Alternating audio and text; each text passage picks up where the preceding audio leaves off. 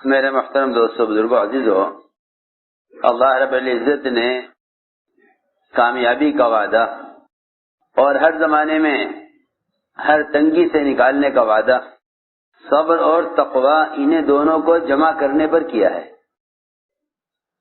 اگر مسلمان حالات پر صرف صبر کرے، حالات پر صرف صبر کرے اور یہ صبر تقوی کے بغیر کرے، یہ صبر تقوی کے بغیر کرے تو اس کی صبر کی مدت بڑھتی چلی جائے گی،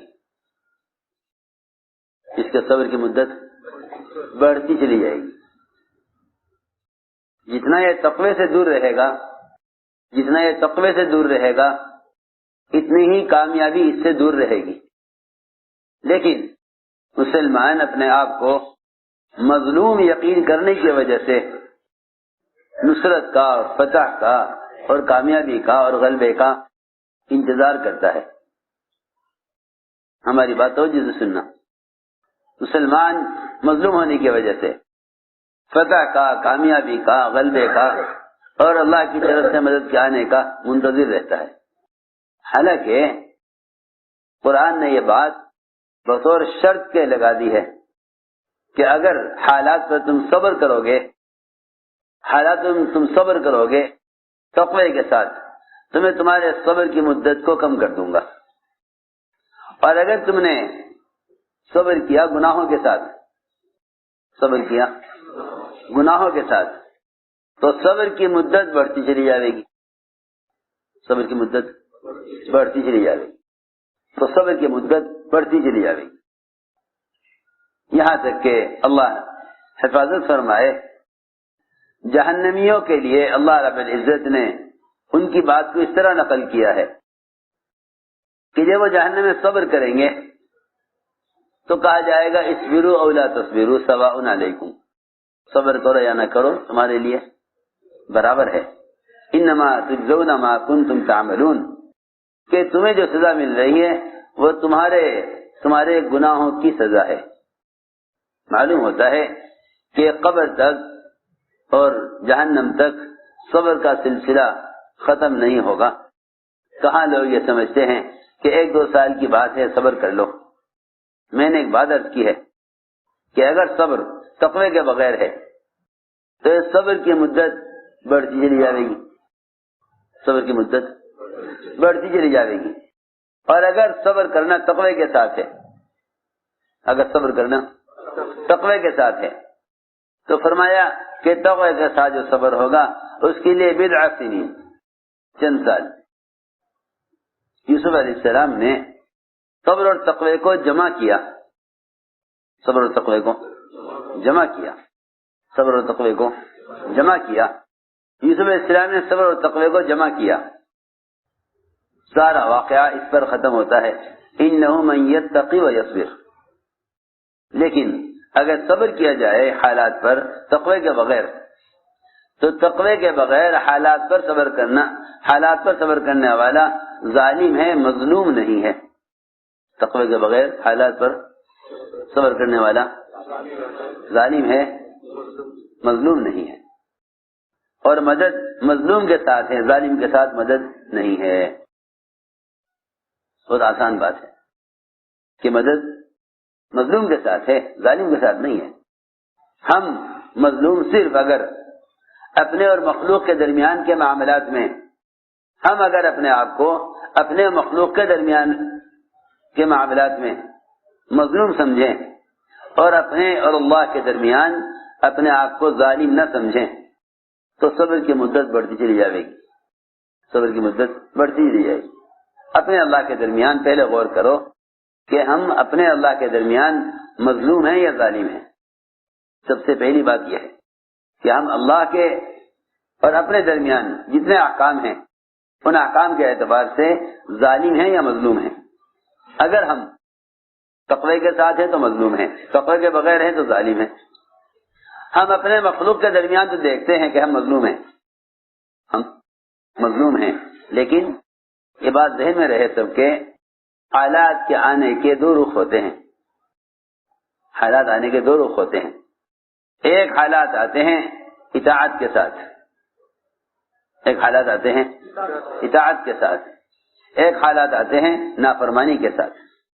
حالات کے اطاعت کے ساتھ آنا یہ نبیوں کی لائن کے حالات ہیں اور یہ صحابہ کی لائن کے حالات ہیں، یہ نبیوں کی لائن کے اور صحابہ کرام کی لائن کے حالات ہیں۔ ان حالات میں اللہ رب العزت بہت جلد فتح اور بہت جلدی غلبہ دکھلا دیتے ہیں۔ حدیبیہ میں حضور اکرم صلی اللہ علیہ وسلم کو عمرے سے روک دیا گیا، عمرہ نہیں کرنے دیں گے، رسول اللہ نہیں لکھنے دیں گے، رسول اللہ نہیں لکھنے دیں گے، عمرہ نہیں کرنے دیں گے۔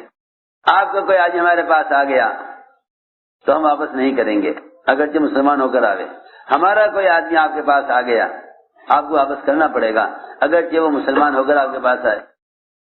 یہ ساری شرائط لگی حدیبیہ میں، ساری شرائط منظور۔ کیوں؟ کیا آپ اس کو ہزیمت کہیں گے، شکست کہیں گے یا مغلوب ہونا کہیں گے؟ نہیں، اگر مسلمان تقوی کے ساتھ ہے، اگر مسلمان تقوی کے ساتھ ہے اور اللہ کی اطاعت کے ساتھ ہے تو یہ سارے مطالبات پورے کر دینا یہ شکست نہیں ہے، بلکہ یہ دشمن کی ہلاکت اور ایمان والوں کی فتح ہے۔ عمر رضی اللہ تعالی عنہ ایک ایک کے پاس جاتے تھے، ایک ایک کے پاس جاتے اور یہ کہتے کیا ہم اخبر نہیں ہیں؟ کیا عمرہ عبادت نہیں ہے؟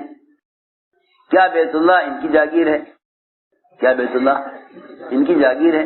اللہ کا گھر ہے، اللہ کا گھر ہے، کیوں ہمیں عمرے سے روک رہے ہیں؟ ہم کیوں نہ عمرہ کریں؟ لیکن جس کے بعد بھی جاتے تھے وہ یہ کہتے تھے کہ عمر بے شک تمہاری بات ٹھیک ہے لیکن اللہ کے رسول کا حکم یہ ہے کہ واپس جاؤ، اللہ کا حکم یہ کہ واپس جاؤ۔ عمر رضی اللہ تعالیٰ فرماتے ہیں کہ میں اس دن اپنی بات پر اڑ گیا کہ کیوں نہ عمرہ کریں اور کیوں ان کی بات مانیں۔ فرماتے ہیں کہ میں نے ہمیشہ اعمال اور صدقات کیے کہ اے اللہ میرا اس دن کا تو گناہ معاف کر دے، میں اپنی بات پر کیوں اڑا ہوا تھا؟ حالانکہ عمرہ کرنے پر مصر تھے کہ ہمیں عمرہ کرنا چاہیے، ہمیں عمرہ کرنا چاہیے۔ آپ فرما رہے تھے کہ دیکھو اللہ کا حکم یہ ہے کہ واپس جاؤ۔ اگر تم تقوی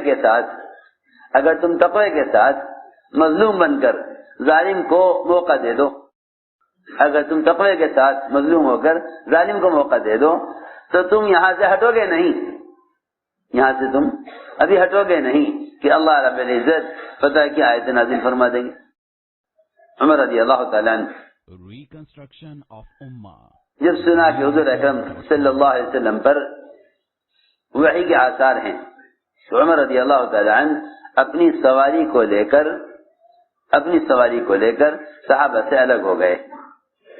وہ عمرہ کرنے کی رائے دے کر اتنا ڈرے ہوئے تھے، عمرہ کرنے کی رائے دے کر اتنا ڈرے ہوئے تھے کہ ہماری سوچ حضور اکرم صلی اللہ علیہ وسلم کے حکم کے خلاف ہو گئی، ہماری سوچ آپ کے حکم کے خلاف ہو گئی۔ اللہ کے عذاب کے آنے کے لیے اتنا کافی ہے، اللہ کے عذاب کے آنے کے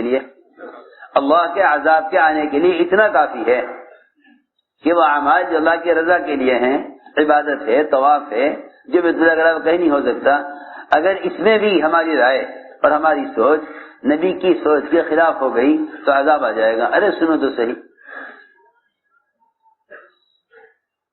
کیسی عجیب بات ہے۔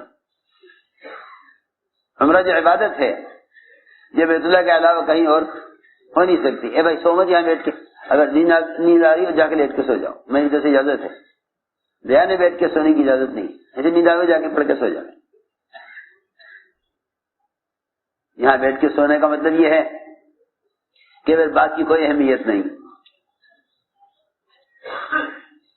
تو میں نے عرض کیا کہ عمر رضی اللہ تعالیٰ عنہ اس پر مصر تھے کہ ہم کیوں نہ عمرہ کریں، لیکن جب یہ دیکھا کہ ہماری سوچ اور ہمارا خیال اور ہماری رائے نبی کے حکم کے خلاف جا رہی ہے تو عمر اتنا ڈر گئے کہ اپنی سواری کو لے کر اپنی سواری کو لے کر وہ ساتھیوں سے الگ ہو گئے کہ اس وقت وحی کے آنے کا مطلب یہ ہے کہ آسمان سے قرآن کی آیتیں میرے خلاف نازل ہو رہی ہیں،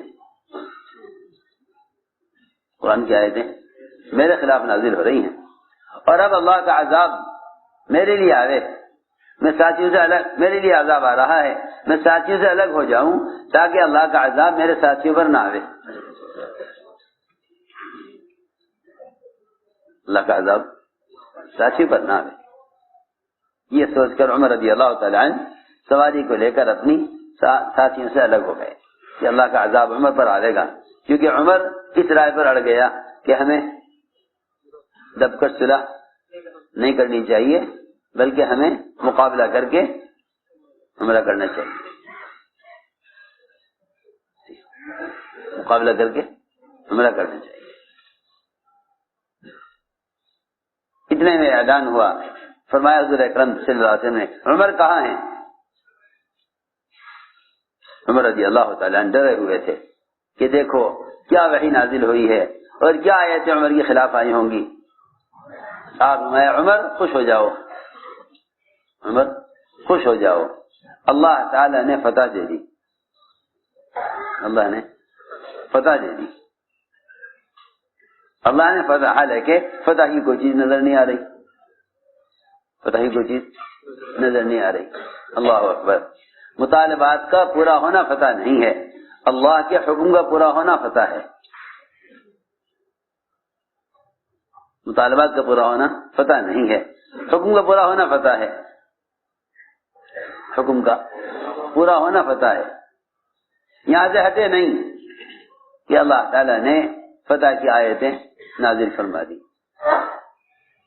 صحابہ فرماتے ہیں تم لوگ کہتے ہو کہ مکہ مکرمہ پر حملہ اور بیت اللہ سے بتوں کا نکلنا یہ فتح مکہ ہے، حالانکہ ہم حدیبیہ کو فتح مکہ کہتے ہیں۔ سمجھے؟ تم لوگ کیا کہتے ہو کہ مکے پر حملہ اور بیت اللہ سے سارے بتوں کا نکل جانا، تم لوگ سمجھتے ہو کہ مکے پر حملہ کرنا فتح ہے، حالانکہ وہ فتح نہیں، فتح مکہ تو حدیبیہ ہے، فتح مکہ تو حدیبیہ ہے۔ بس بات یہ ہے کہ اللہ رب العزت نے مدد کے لیے صبر اور تقوی کو جمع کرنا شرط بنا دیا ہے۔ ان تصبروا وتتقوا، ان تصبروا وتتقوا، لوگ صبر کر رہے ہیں تقوی کے بغیر، لوگ صبر کر رہے ہیں تقوی کے بغیر۔ اگر صبر تقوی کے بغیر ہے، اگر صبر تقوی کے بغیر ہے تو یہ ظالم ہے، اور اگر صبر تقوی کے ساتھ ہے تو یہ مظلوم ہے، اور مظلوم کے ساتھ اللہ کی مدد، مظلوم کے ساتھ اللہ کی مدد یقینی ہے، مظلوم کے ساتھ اللہ کی مدد یقینی ہے۔ اگر یہ صبر کر رہے ہیں تقوی کے ساتھ تو اللہ تعالی نے تقوی پر 5 وعدے کیے ہیں، اللہ نے تقوی پر 5 وعدے کیے، اللہ نے تقوی پر 5 وعدے کیے ہیں۔ سب سے پہلا وعدہ یہ ہے کہ اگر یہ تقوی اختیار کریں تو میں ان کو ہر تنگی سے نکال دوں گا۔ من یتق اللہ یجعل له مخرجا، من یتق اللہ یجعل له مخرجا، کہ اگر تقوی اختیار کریں تو میں ان کو ہر تنگی سے نکال دوں گا، میں ان کو ہر تنگی سے نکالوں گا۔ اگرچہ انہیں ظاہر میں نکلنے کا کوئی راستہ نظر نہیں آئے گا، لیکن میں ان کو ہر تنگی سے نکال دوں گا۔ 7 آسمان و زمین اگر جوڑ دیے جائیں آپس میں، اس درمیان میں کسی کو گناہ کی طرف مائل کیا جائے اور یہ بچ کر نکلنا چاہے تو اللہ اس کے نکلنے کے لیے راستہ بنائیں گے۔ مجھے عرض یہ کرنا تھا کہ مسلمانوں کو گناہوں نے اور گناہوں کے اسباب نے گناہوں نے، گناہوں کے اسباب نے ایسا گھیر لیا ہے کہ مسلمان یہ سمجھتا ہے کہ اس زمانے میں ان گناہوں سے بچنا ممکن نہیں ہے، ان گناہوں سے بچنا ممکن نہیں ہے۔ حالانکہ اللہ تعالی نے جس کام کے کرنے کا حکم دے دیا، اللہ نے جس کام کے کرنے کا حکم دے دیا، اللہ تعالی کبھی بھی مسلمان کو، اللہ نے مسلمان کو جس کام کے کرنے کا حکم دے دیا، اللہ تعالی مسلمان کے لیے کبھی بھی اس کام میں رکاوٹ نہیں لائیں گے۔ اور مسلمان یہ کہتا ہے کہ دین تو بے شک ہے لیکن اس پر چلنے میں یہ رکاوٹ ہے۔ ایک بات بالکل حقیقت ہے کہ مسلمان کے دینی امور میں جتنی رکاوٹیں پیش آئیں گی وہ مسلمان کی اپنی ذات سے پیش آئیں گی، مسلمان کی اپنی ذات سے پیش آئیں گی۔ جو رکاوٹیں دین میں مسلمان کی اپنی ذات سے پیش آئیں گی ان رکاوٹوں میں غیر کامیاب ہو جائیں گے۔ ہماری بات توجہ چاہتی ہے، ان رکاوٹوں میں غیر کامیاب ہو جائیں گے۔ جو رکاوٹیں مسلمان کے خود حکم توڑنے کی وجہ سے آئیں گی اس میں غیر کامیاب ہو جائیں گے، اس میں غیر کامیاب ہو جائیں گے، چاہے وہ کتنا معمولی مسئلہ ہو یا کتنا غیر معمولی مسئلہ ہو، اس میں غیر کامیاب ہو جائیں گے۔ اور جہاں مسلمان حکم پورا کرے گا اس میں جو رکاوٹ آئے گی اللہ رب العزت اس رکاوٹ سے کفر کو مغلوب کریں گے اور مسلمان کو غالب کریں گے۔ یہ اللہ تعالیٰ کا دستور ہے۔ اور اسلام میں جو رکاوٹ مسلمان کی وجہ سے آئے گی، اسلام میں جو رکاوٹ مسلمان کی وجہ سے آئے گی اس میں مسلمان مغلوب رہے گا اور کفر غالب رہے گا، صاف بات ہے۔ اس لیے فرمایا کہ سب سے پہلا وعدہ یہ ہے کہ ہم ہر تنگی سے نکال دیں گے اگر ان میں تقویٰ ہے۔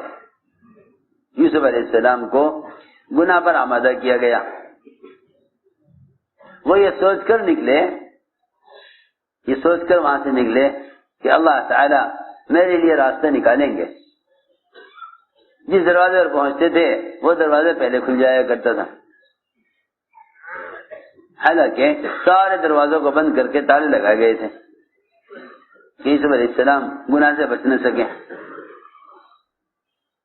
اگر مسلمانوں کے اپنے دل میں تقویٰ ہوا اور پھر ان کو عبادت سے روکا گیا یا انہیں کسی گناہ کے اندر مبتلا کیا گیا تو اللہ رب العزت ہر زمانے میں مسلمانوں کی مدد کریں گے۔ میں نے عرض کیا کہ پہلا وعدہ یہ ہے کہ جو آدمی تقوی اختیار کرتا ہے ہم اس کے لیے نکلنے کا راستہ بنا دیتے ہیں۔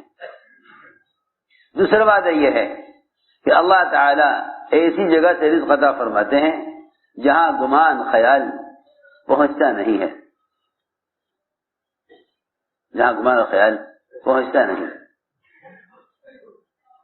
اللہ اس جگہ سے رزق عطا فرماتے ہیں جو عقل کے بھی خلاف ہوتا ہے اور گمان کے بھی خلاف ہوتا ہے، عقل کے بھی خلاف اور گمان کے بھی خلاف، عقل کے بھی خلاف گمان کے بھی خلاف، ایسی جگہ سے اللہ رزق لاتے ہیں، عقل کے بھی خلاف اور گمان کے بھی خلاف۔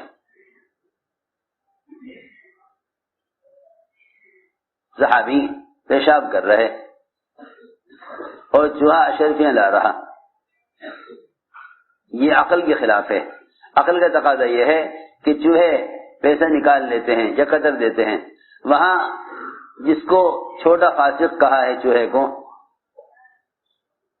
وہ چوہا اشرفیاں لا کر صحابی کو دے، وہ بھی نماز پڑھتے ہوئے نہیں بلکہ استنجا کرتے ہوئے، کہ تم یہ سمجھو گے کہ اعلیٰ درجے کا عمل ہوگا تب دنیا ملے گی، تم سمجھو گے اعلیٰ درجے کی عبادت ہوگی تو دنیا ملے گی۔ اللہ کے یہاں دنیا اتنی کمینی ہے کہ دو عمل کرنے والے استنجا کر رہے ہوگے ہم تمہیں دنیا دے دیں گے. ہمارے یہاں دنیا اتنی ذلیل ہے کہ تم استنجا کر رہے ہوگے ہم تمہیں دنیا دے دیں گے. بات یہ ہے کہ جب مسلمان اپنے مسائل کے حل کے لیے غلط رخ اختیار کرتا ہے اور اس میں اللہ کے احکام کی پرواہ نہیں کرتا، اللہ کے احکام کی اس میں پرواہ نہیں کرتا، تو عجیب بات یہ ہے، سننا دھیان سے، جب مسلمان باطل کے اسباب کو اپنی ضرورت کے لیے استعمال کرتا ہے، جب مسلمان باطل کے اسباب کو اپنی ضرورت کے لیے استعمال کرتا ہے تو اللہ رب العزت باطل کے مغلوب ہونے کے بعد بھی ان اسباب کی وجہ سے ایمان والوں کو ان اسباب کی وجہ سے گمراہ کر دیتے ہیں. میری بات بہت توجہ چاہے گی. مسلمان یہ سوچ کر باطل کے اسباب کی اختیار کر لیتا ہے کہ یہ اسباب تو ہمیں غنیمت میں ملے ہیں، یہ اسباب تو ہمیں غنیمت میں ملے ہیں. ارے سن توجہ سے بات.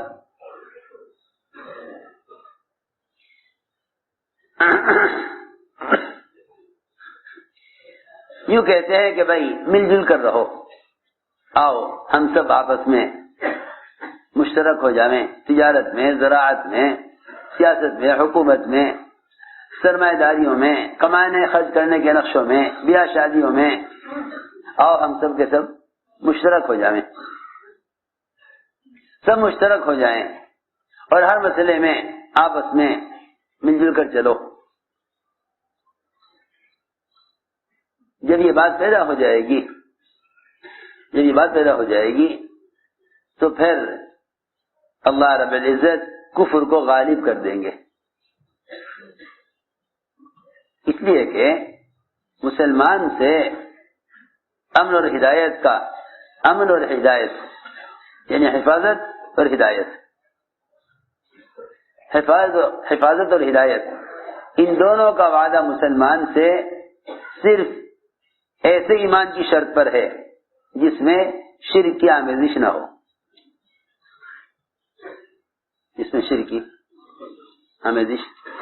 ہو، الذین آمنوا ولم یلبسوا ایمانہم بظلم، کہ وہ ایمان والے جنہوں نے معاملات اور معاشرے میں خاص طور پر عبادات میں تو مسلمان غیروں کے ساتھ شریک نہیں ہے، اور اسی کو وہ سمجھتا ہے کہ بس ہمارے ان کے درمیان یہی فرق ہے کہ وہ بتوں کی عبادت کرتے ہیں، ہم اللہ کی عبادت کرتے ہیں. اتنا ہی فرق سمجھتا ہے مسلمان اس زمانے میں اپنے اور غیروں کے درمیان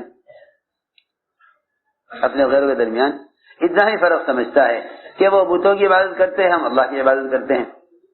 حالانکہ بات اصل یہ ہے کہ جتنا مسلمان کو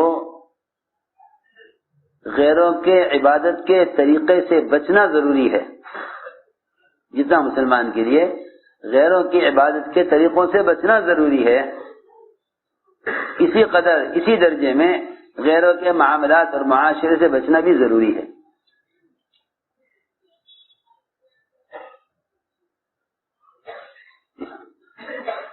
ایسا نہیں ہے کہ مسلمان اپنے اور غیروں کے درمیان فرق کرنے کے لیے صرف عبادت اور پرستش کو اصل سمجھے. بالکل نہیں. جتنی اہمیت مسلمان کے عبادت کے طریقوں میں غیروں کی مخالفت کرنے کی ہے، اتنی ہی اہمیت معاملات اور معاشرے میں مسلمان کے لیے غیروں کی مخالفت کرنا ضروری ہے.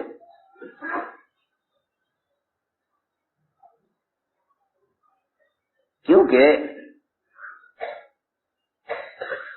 جس شخص نے دین کے کسی بھی شعبے میں، سنو توجہ سے بات، جس شخص نے دین کے کسی بھی شعبے میں غیروں کے طریقوں کو اختیار کر لیا، اس نے اللہ کے غیر کو اپنا رب بنا لیا۔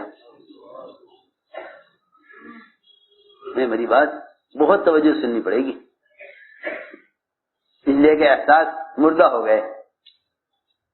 لوگ سمجھتے ہیں بس عبادات میں ہمارے غیروں کے درمیان فرق باقی رہے، حالانکہ یہ کفر و اسلام کے درمیان ایسا نازک پردہ ہے، ایسا نازک پردہ ہے کہ اگر مسلمان فرائض چھوڑ بیٹھے تو پھر کفر ہی کفر ہے، پھر کفر ہی کفر ہے۔ میری بات توجہ سننی ہوگی۔ اگر مسلمان معاملات اور معاشرے میں حکم توڑ دے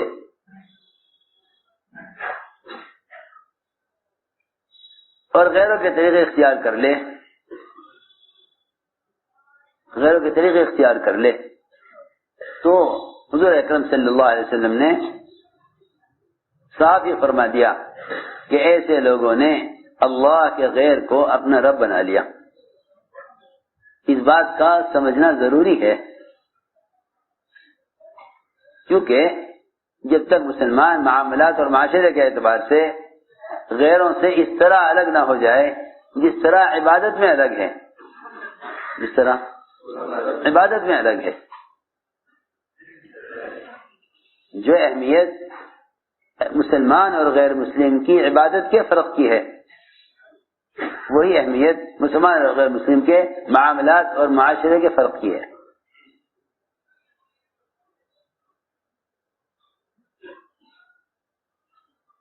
عدی بن حاتم نصرانی تھے،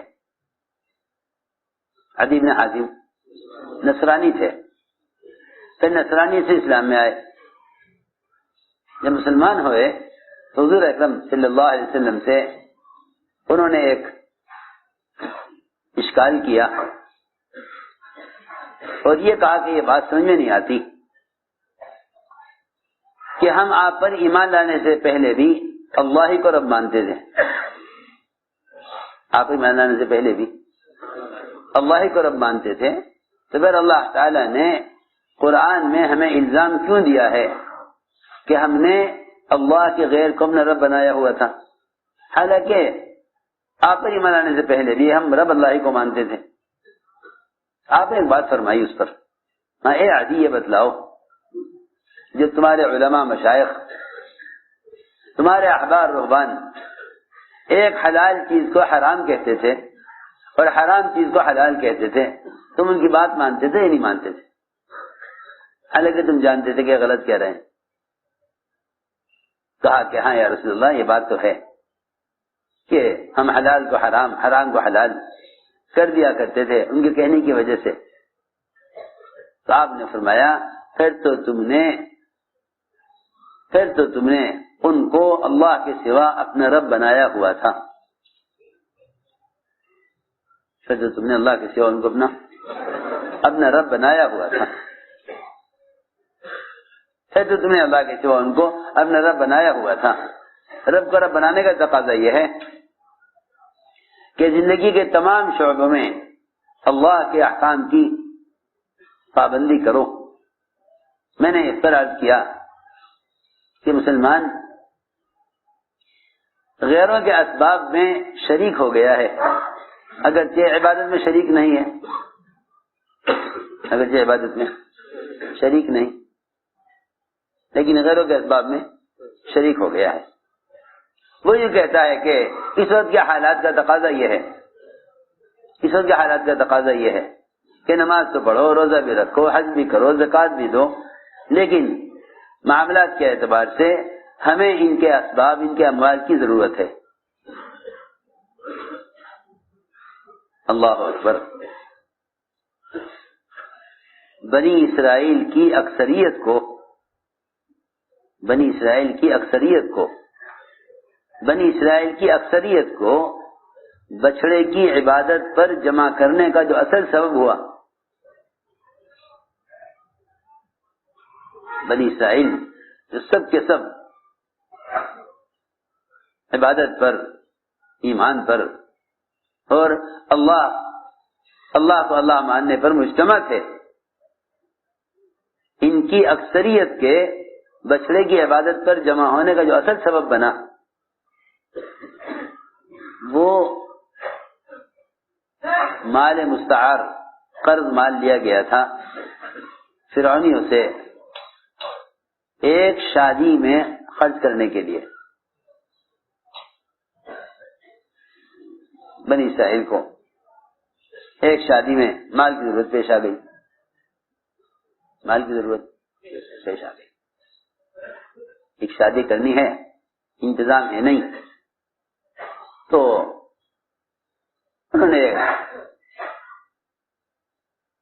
قبطی سے، فرعون کے لوگوں سے کہا، فرعون سے مال مستعار لیا۔ میری بات یاد رکھنا، ہمیشہ باطل مسلمانوں کو قرض، ہدیے، مطالبہ تو کیا بغیر مطالبے کے دے گا، بغیر مطالبے کے دے گا، بغیر مطالبے کے دے گا، اس لیے کہ اس زمانے میں تو مسلمان بھی نہیں جانتا، اس زمانے میں تو مسلمان بھی نہیں جانتا کہ دعاؤں کے مردود ہونے کے کیا اسباب ہیں، اس زمانے کا تو مسلمان بھی نہیں جانتا کہ دعاؤں کے مردود ہونے کے کیا اسباب ہیں۔ اس زمانے کا کافر بھی جانتا تھا کہ مسلمانوں کی دعاؤں کے مردود کرانے کے کیا اسباب ہیں۔ ہماری بات توجہ چاہتی ہے بہت، اس زمانے کا مسلمان بھی نہیں جانتا کہ دعاؤں کے مردود ہونے کے کیا اسباب ہیں، کہ دعائیں مردود کیوں ہو جاتی ہیں۔ اس زمانے کا مسلمان بھی نہیں، اس زمانے کا کافر بھی جانتا تھا کہ ان کی دعاؤں کو کھوکھلا کرنے اور ان کی دعاؤں کو اللہ کے یہاں سے مردود کرانے کے لیے کیا اسباب ہیں۔ وہ تمہیں سودی قرضے، اور وہ تمہیں ہدیے، اور وہ تمہارے کاموں میں سہولتیں اس یقین اور اس امید پر کریں گے کہ انہیں معلوم ہے کہ آج اگر ان کے درمیان ہمارے حرام اسباب داخل ہو جائیں تو کل یہ ہمارا مقابلہ نہیں کر سکتے۔ سیدھی بات ہے، سنو تو صحیح، ایک آدمی، صرف ایک آدمی، ایک فرد بنی اسرائیل میں سے، انہوں نے اپنی یہاں ایک شادی کرنے کے لیے فرعون سے مال قرض لے لیا، فرعون سے مال قرض لے لیا، ابھی قرض چاہیے، ٹھیک ہے۔ اب جتنی سہولتیں سود پر مال لے کر کاروبار کرنے کی اس زمانے میں ہیں، کچھ بھی آپ کے پاس نہ ہو لیکن آپ کو ہم مالا مال کر دیں گے، بتاؤ کیا چاہیے؟ اس لیے کہ یہ کوئی زمانے کا باطل کا طریقہ نہیں، ہمیشہ سے یہی طریقہ ہے، ہمیشہ سے یہی طریقہ ہے۔ اور یہ بھی یاد رکھنا کہ باطل ہلاک بھی ہو جاوے اور دشمن ہلاک بھی ہو جاوے، لیکن وہ مسلمانوں کو ایسے راستے پر ڈال کر جاوے گا، ایسے راستے پر ڈال کر جاوے گا کہ جس ہدایت کے راستے پر خود نہ آیا تو ہدایت کے راستے سے مسلمانوں کو بچلا کر جاوے گا۔ خوب توجہ سے بات سننا، وہ مال مستعار لے لیا کہ بھئی ہم شادی کر کے آپ کا مال واپس کر دیں گے،